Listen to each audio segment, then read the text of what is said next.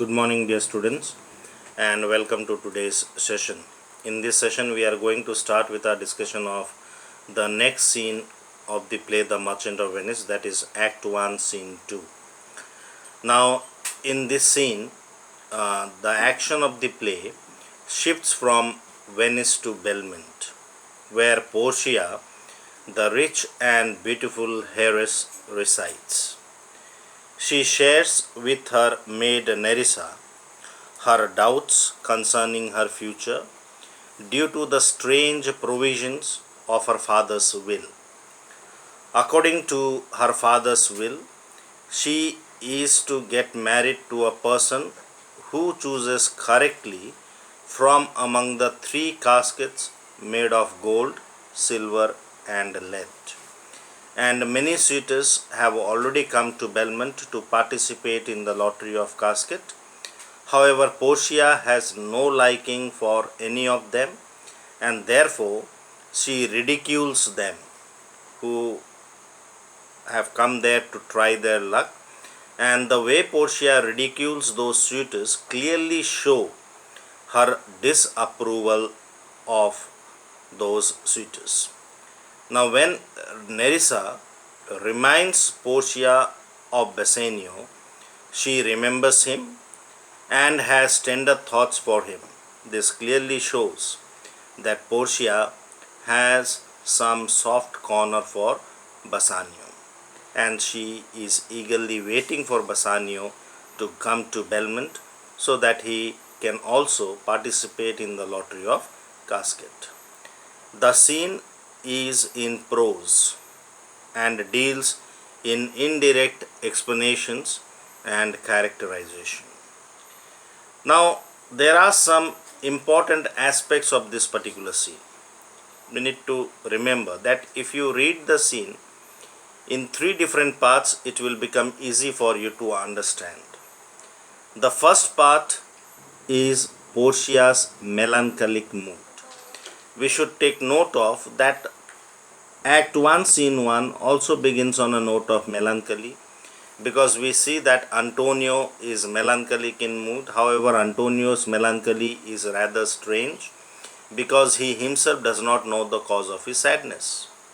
Similarly, Act 1, Scene 2 also begins on a note of melancholy because here Portia is sad. She is sad because she is concerned about her future because of the strange provisions laid down by her father for her marriage. However, the difference between Antonio's melancholy and Portia's melancholy is that Portia knows the cause of her sadness. So therefore she expresses to her maid her worry, her anxiety, and Nerissa, who is more of a close friend to Portia than being her special attendant, she tries to console her. That is the first part. The second part, we see that as many as 6 suitors had come to Belmont to participate or try their luck in the lottery of casket.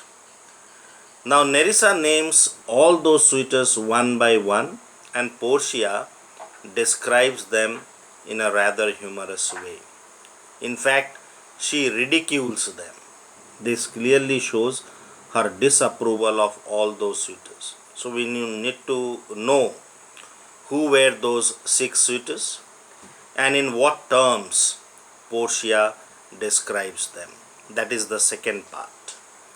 The third part is the part where Nerissa informs Portia about Bassanio. So the way Bassanio is introduced to Portia, and the third part also shows that Portia has a soft corner for Bassanio. Now, other several aspects of the scene is that this particular scene reveals the uses of caskets which are used to determine Portia's marriage in terms of the suitor who chooses the casket which has Portia's portrait. So the casket which contains Portia's portrait is the right casket, and the person who chooses that particular casket would become the rightful husband of Portia. So therefore the scene introduces to the readers the casket plot of the story. Most significantly, the scene directly introduces to the readers the character of Portia. We had come to know about Portia in the previous scene, that she is wealthy, she is fairer than the world, she is extremely beautiful, she is virtuous, and here we get to know that Portia is not merely a damsel in distress or a fair object for Bassanio, but she is a powerful character who, in the later part of the play, we will come to know that she succeeds in trapping Shylock in his own rhetoric. So the scene also reveals that Portia vividly remembers Bassanio as a noble man. So we are made to feel that they both are meant for each other. Portia and Bassanio are meant for each other.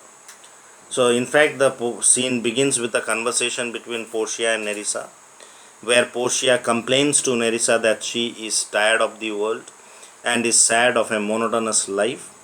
However, unlike Antonio in the previous scene, she has a specific reason for her sadness. Portia's father had laid down conditions for her marriage in her will. The suitors had to choose one of the three caskets amongst gold, silver, and lead, and the suitor who opened the casket which contained Portia's portrait would be the rightful person to get married with Portia.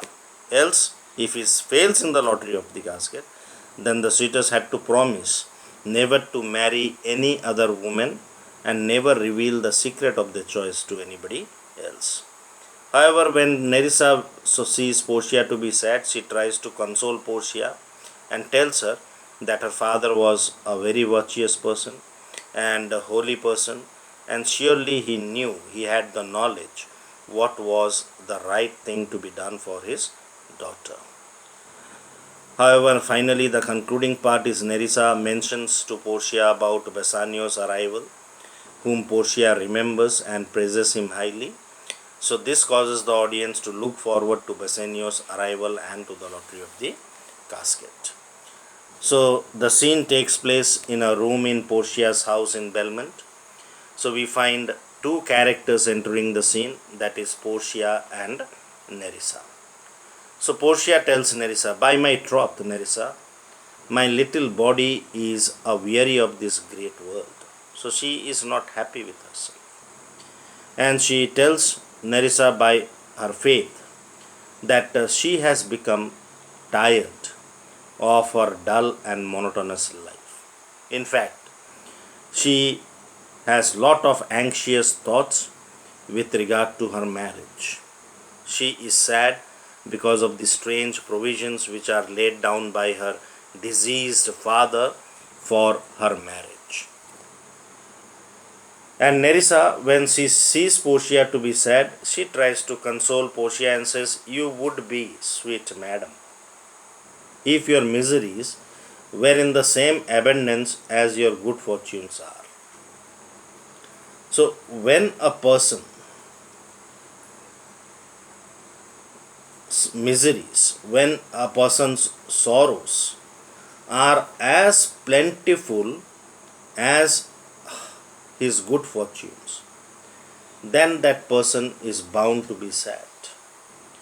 And Portia is also sad because her miseries, her troubles are as plentiful as her good fortunes. So troubles are what? She does not know that who would succeed in the choice of the casket. She is anxious about her marriage, about the provisions of her father. So these are her miseries. And good fortune, she is a lady who is richly left. She is virtuous. She is wealthy. She is the heiress in Belmont. But the good fortunes of Portia are as plentiful as her sorrows, and that is the reason why she is sad. And yet, for aught I see, they are sick that surfeit with too much, as they that starve with nothing. So these are very wise words spoken by Nerissa. She says, yet she has seen it that those people who have too much of something, they are also not happy in their life, as those people who do not have sufficient of anything in their life.